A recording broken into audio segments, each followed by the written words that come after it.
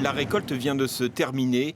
Dans leur hangar à Bondu, Antoine et Noémie Dalluin stockent toute leur production de pommes de terre. 2400 tonnes d'une variété destinée à l'industrie agroalimentaire. Image d'une année fertile, mais année noire pour les prix. On avait quand même des prix honorables encore en avril quand on plantait. Et puis maintenant, on se retrouve avec des 5, 10, 15 euros la tonne. Donc il y a des prix aussi bas. On se lève le matin en sachant qu'on va perdre de l'argent. Car l'agriculteur n'a que 25% à peine de sa production en contrat avec un industriel à un prix garanti.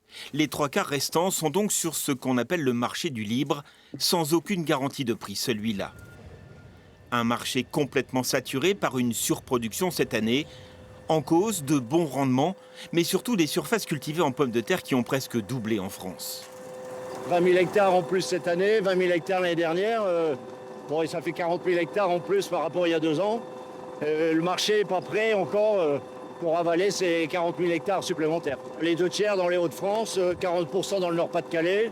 Une ruée sur la pomme de terre qui s'explique par l'intérêt financier des producteurs sur un marché porteur ces dernières années, par l'incitation aussi des industriels de la transformation. Ils ont poussé pour des tonnes de pommes de terre en plus pour leur future ligne de production. Mais on a été un peu trop vite, les usines sont en train d'être montées. C'est pas pour cette campagne-ci, ça sera pour les prochaines. Grâce à son élevage laitier et un bon prix du lait, Antoine Dalluin compense ses pertes en pommes de terre. À 15 euros la tonne, 10 fois moins que son coût de production, il n'a pas d'autre choix que d'attendre pour vendre. Il faudra bien, entre guillemets, liquider, parce qu'on ne peut pas se permettre de garder ça des mois et des mois. Il faut rester optimiste.